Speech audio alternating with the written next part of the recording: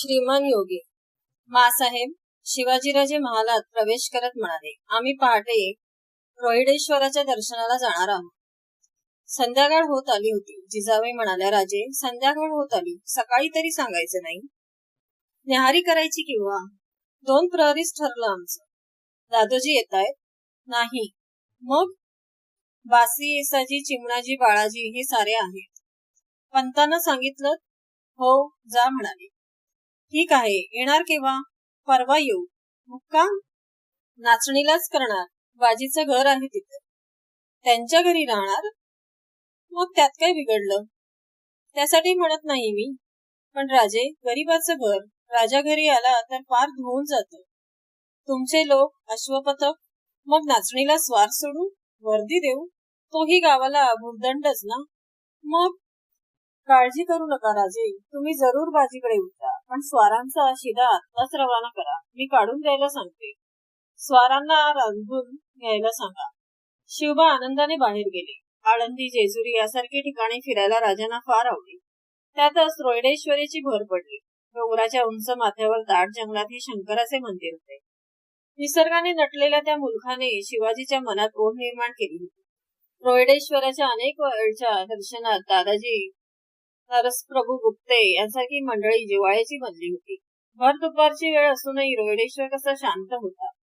गार वारा अंगात चैतन्य आणीत होता. समोर पसरलेला मावळ विलोभनीय वाटत होता. शंभूचे दर्शन घेऊन सारे देवासमोर बसले. राजे काही बोलत नव्हते. चिमणाजी नरेकर म्हणाले, राजे, आज आपण बोलत नाही? काय बोलू चिमणाजी? नुसतं नावाचे राजेपण. नुसतं नावचे राजेपण मिरवणाऱ्यांना काही बोलता येत नाही, चालता येत नाही. कोण नावाचे राजे? आम्ही, दुसरे कोण? पहा गुप्ते, सारा मुलूक कसा बेहोश पडल्यासारखा वाटतो. पूर्वी निजामशाही, आता आदिलशाही, पण मुलखात काही बदल नाही. शाही फौजा आल्या की त्यांनी मुलूक लुटायचे, आपला भरणा करायचा. किल्लेदारांनी त्याला हातभार लावायचा. आणि लोक तरी किती निर्लज्ज, हे सारं सहन करतात. बेचिराग झालेली गावं तिथेच उठवतात. बायका पोरी पळवून नेल्या तरी काही परिणाम नाही. राजे, ही कोणाला हौस आहे? येसाजी म्हणाले. परजा म्हणजे मेंढरागत, धनगर नाही, अशीच रानोमाळी फिरायची. येसाजी, मावळी हाडाची ताकद मला माहित आहे. साध्या काठीनं दांडगा झोपवणारे मावळे जर एक होतील तर? तर काय राजे? तर काय सांगू? राजांची छाती रुंदावली. तर आमच्या दैवतांना असं डोंगर कपारी दडावं लागणार नाही. वाया बापड्यांना मोकळ्यावर वावरायला अशी भीती वाटायची नाही. लोक कोण, राज्य कोणाचं? पण हे जमणार कसं? न जमायला काय झालं? हे जहागीरदार, देशमुख, पाटील, कुलकर्णी एक झाले तर केवढी प्रचंड ताकद वाढेल. विजापूरची ताकद कमी आहे होय? बाळाजीने शंका काढली. आहे ना, आम्ही बघून आलोय ती. उंटावरून शेळ्या हाकणारी जात बादशाची. बाळाजी, रामाजवळ कोणाचं सैन्य? रावण तपस्वी होता, योग सामर्थ्यवान सिद्ध होता, पण त्याचा पराभव झाला तो कशाने? माकडांच्या मदतीने राक्षसांचा पराभव. तो बळाच्या जोरावर नव्हता, निष्ठेवर होता. बाळाजी, आमच्या जवळ कमी आहे ती निष्ठा, बळाला तोटा नाही. बोल राजा, सुभान म्हणाला. कानाला गोड वाटतंय बघा. राजे हसले. सुभाना, सारे कीर्तनकार देवाचा पत्ता ठाव ठिकाणा सांगतात, म्हणून कोणाला देव सापडतो का रे? अरे, कीर्तन ऐकून देव सापडत नाही. आमासने सापडलाय, सुभाना म्हणाला. कुठं आहे? तूच आमचा देव, सुभाना म्हणाला. खुळा आहे सुभाना, बोलून देव होत नसतात. मग काय करायचं सांग? अरे, तू हाक दिलीस तर सारा मावळा उठल. तुझं नाव मावळातल्या बाया बापणांच्या तोंडात बसलंय. देसाई, देशमुख, देशपांडे तुझ्या वाड्याचा उंबरटा शिजवत्या, ते काय उगीच?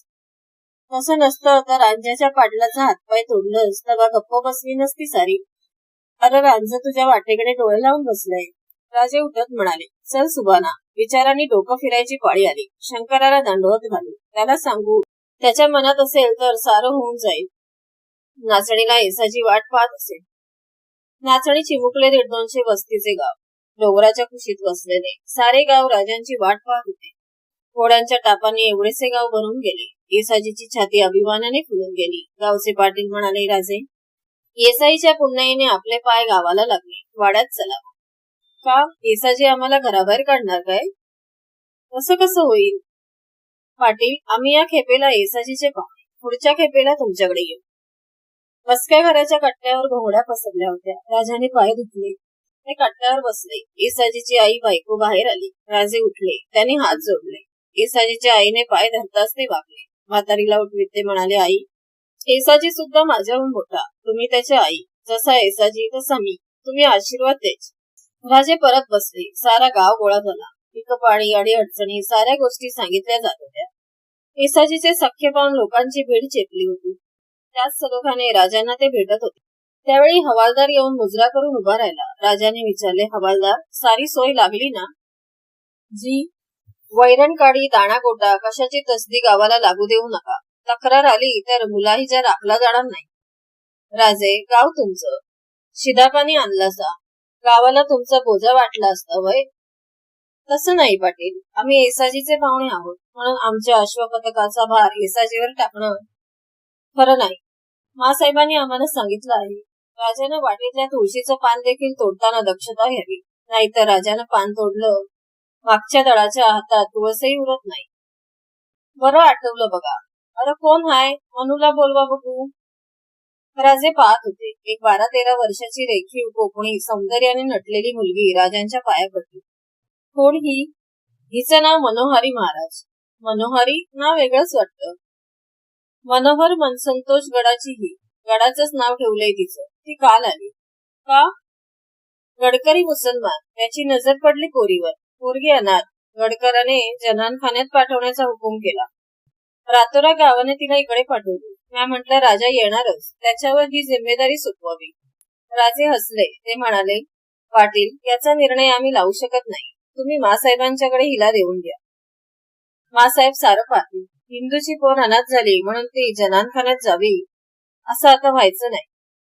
तसं करतो, पाटील म्हणाले. रात्री जेवण झाल्यावर सारे बाहेरच्या कट्ट्यावर आले. रात्र अंधारी होती. गावच्या उजव्या हाताला अश्वपथकांनी शेकोट्या पेटवल्या होत्या. हवेतला गारवा जाणवत होता. रात्री बराच वेळ शिवाजीराजे अंथरुणावर जागे होते. भल्या पाटे शिवबाने नाचणीचा निरोप घेतला. पुण्याकडे घोडदौड चालली होती. पक्ष्यांच्या तव्यांबरोबर शिवाजीचा जथा टापांचा आवाज करत कूच करीत होता. पहाटेला रस्त्यावर चरायला बाहेर पडलेल्या रानकोंबड्या फडफडत होत्या. एखादे सांबर भरकन आडवे जात होते.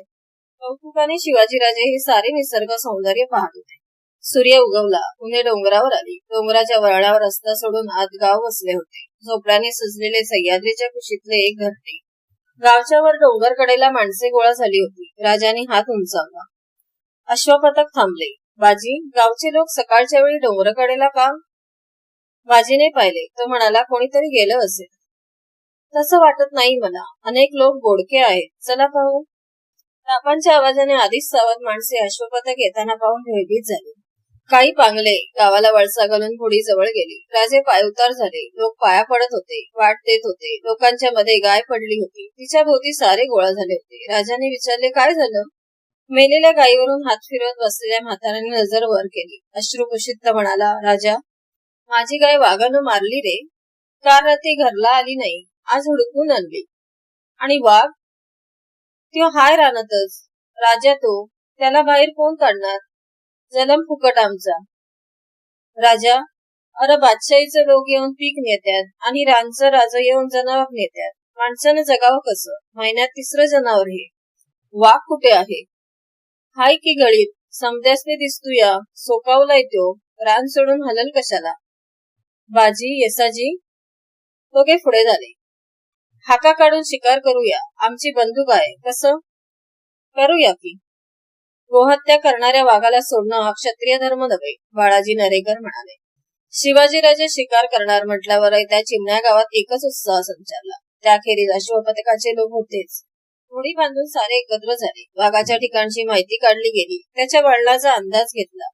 रानचे माहितगार हुडकून हाकीकऱ्यांच्या बरोबर दिली. वाघाची जागा होती. तेथपासून खालपर्यंत एक मोठी उतरंडीची घळ होती. तिच्या खाली रान पातळ होते.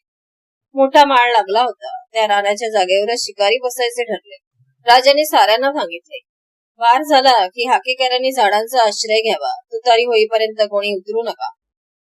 हाकीकरी जंगलात गेले. राजाने आपला भाला, तलवार, कट्यार सर्व हत्यारे पाहून घेतली आणि ते शिकारीच्या जागेकडे जाण्यासाठी वळले. बरोबर बाजी, येसाजी, बाळाजी, चिमणाजी वगैरे साथीदार होते. शिकारीची जागा आली. रानाचा अंदाज घेऊन एका मोठ्या जाळीचा आडोसा निवडण्यात आला. बंदूक ठासली जात होती. बंदूक तयार झाली. सारे हाक्याची वाट पाहत. जंगलावर निस्तब्ध शांतता होती. कुठेच कसला आवाज येत नव्हता. उन्ह चढत होते आणि एकदम डोंगराच्या वर हाका सुरू झाला. भांड्यांचे आवाज आरडाओरडा करत हाका डोंगरावर उतरून येत होता. सावधगिरीने पुढे सरकत होता. पक्ष्यांचे थवे आकाशात निर्भिरले. आकड्यांचा चित्कार झाला. हाका सुरू होऊन थोडा वेळ झाला. तोच मेकरांचे टोळके वायुवेगाने खाली उतरले. राजांना डावी घालून दिसेनासे झाले. राजांच्या चेहऱ्यावर स्मित झळकले. बाजीची मूठ पल्लेदार भाल्यावर आवळली गेली होती. आपले भाले सरसावून सारे रानाकडे पाहत होते. रानाच्या वर खसखस वाढली. बाजीने बोट दाखवले. जाळीतून राजांनी पाहिले. श्वास रोखले गेले आणि समोरच्या रानातून डुकरांचा कळप बाहेर पडला. अंगावर ताट केस फुललेले. परतलेल्या सुळ्यांनी भेसूस दिसणारी ती जनावरे हुंदडत जळून गेली. शिकारपासून निर्धास्तपणे झोपी गेलेला वाघ अचानक उठलेल्या कोलाहलाने जागा झाला. दगड कोसळत होते. आवाज वाढत होता. संतापाने गुरगुरून त्याने शेपटी फुलवली आणि चपळतेने तो गुहेबाहेर पडला. धीमी पावले टाकत आवाजाच्या बाजूला पाहत तो वळण घेत होता. हाकेकरांचा आवाज एकदम थांबला. दुसऱ्या क्षणी पूर्वीपेक्षाही ओरडा उठला. भांड्यांच्या आवाजाने रान दणाणून गेले. माकडे डोंगराच्या माथ्यावरून झाडाचे शेंडे गाठी चित्कार करीत जंगलात उतरत होती. शेंड्यावरून माकडे दिसतात. राजे म्हणाले, बाजी, वाघ येतो. नजर न हलवता राजे रान निरखत होते. हाका जवळ येत होता आणि राजांना वाघाचे दर्शन झाले. ते अजस्त्र धूळ संतापाने शेपटी फडकावीत पंजी रोवीत पुढे येत होते. उचलणाऱ्या पावलाबरोबर त्याच्या अंगाचे पट्टे झळाळत होते. वाघ अगदी समोरच येत होता. राजांनी गुडघ्यावर हात घेऊन बंदूक पेरली. जाळीतून नळीचे टोक पुढे सरकत होते. राजांनी नेम धरला. वाघ टप्प्यात येताच बार उडाला. बारापाठोपाठ वाघाच्या गर्जनेने सारे रान दणाणून गेले. बाराच्या दारूने धुरांडीने जाळी भरून गेली. सारे चुपचाप बसून होते. बार होताच हाकेकरांनी झाडे गाठली. राजांनी पाहिले. वाघ डरकाळ्या पुढे जमीनवर लोळत होता. दमला की धपत होता. चालण्याचा प्रयत्न करत होता, पण त्याचा कणोठाच मोडला होता. हलणे शक्य होत नव्हते. हे समजता सारी ताकद लावून संतापाने उशी घेत होता. तोंडात आलेला दगड फोडीत होता. वाघाच्या थैमानात सारे रान थरथरत होते. बार लागला, बाजी म्हणाला. राजांनी दटावले. वाघाची गुरगुर थांबली. काळ्या कडांनी सजलेले पांढरे पोट दापत होते. राजे हळूच जाळीबाहेर आले. पाठोपाठ सारे होते. माझा भाला. पण राजे, केसाजी कुजबुजला. माझी फेक झाल्यावरच गरज पडली तर फेक करा. चला. राजाने भाला पेलला. जाळीबाहेर सारे आले. पडल्या जागेवरून वाघाने डोळे उघडले. अनर्थाला कारणीभूत झालेला शत्रू त्याच्याच रोखाने पुढे येत होता. वाघ गरजत उठला आणि त्या क्षणी राजांचा फाळ त्याच्या छातीत घसकन घुसला. तोंडाशी आलेली काठी दाताने फोडीत असताना त्याची मान लटकी पडली. बाजीने फाळ उचलला. राजाने त्याला थांबवले. वाघ मेला होता. सारे नजीक गेले. ते प्रचंड धूळ पाहत असताना येसाजी म्हणाला, वाघीण हाय. आणि आनंदाने बेहोश झालेल्या येसाजीने तुतारी उचलली. क्षणात तुतारीचा आवाज साऱ्या रानाला शिकारीची वार्ता देऊन मोकळा झाला. आनंदाने बेभान झालेले गावकरी आरोळ्या ठोकेत धावत येत होते. कित्येकांनी भान विसरून शिवाजी राजांना मिठी मारली. त्यांना उचलले. हाकेकरी गोळा होत होते. एका हाकेकराने वाघाचे 2 छावे आणले. राजांच्या समोर सोडले. राजाने एका छाव्याला घेण्यासाठी हात पुढे केला. एका एवढ्याशा छाव्याने पंजा उगारला. ठिस करून दात दाखवले. बळजबरीने छाव्याला कोवळत राजा म्हणाले, या छाव्यांसाठीच एका जागी अडली होती. हवालदार, हे छावे बरोबर घ्या. आपल्या शिकारखान्यात शोभतील. एका म्हाताऱ्याने भराभर वाघाच्या मिशा उपटल्या आणि चकमक काढून जाळल्या. मिशी भारी विषारी असा समज. म्हाताऱ्याचा ऊर भरून गेला होता. पचकन वाघावर तो थुंकला आणि म्हणाला, शेराला 1.25 शेर एक ना एक दिवस भेटतोच. म्हाताऱ्याने राजाला हलू दिले नाही. थोड्याच वेळात गावातून करडी लेजी मारली. वाघाचे पाय वाशावर बांधले गेले. वाघ उचलायला 10 जण लागले. साऱ्याने उत्स्फूर्त आरोळी फुटली. शिवाजी महाराज की जय. पाठोपाठ राजांना उचलले गेले. माणसांच्या खांद्यावरून राजांची मिरवणूक निघाली. संकोचून राजे पाहत होते. बाजी, येसाजी, चिमणाजी राजाकडे पाहून हसत होते. गावाचा निरोप घेत असता राजाने विचारले, गावाचं नाव काय? म्हातारा म्हणाला, कुठलं नाव? वरीच सुदीक झालं नाही गाव करून, मग वाघमार नाव ठेवा. व्हिडिओ आवडल्यास लाईक, शेअर आणि सबस्क्राईब करा आणि नोटिफिकेशनची बेल दाबा, म्हणजे माझे व्हिडिओ अपलोड होताच तुम्हाला नोटिफिकेशन मिळेल.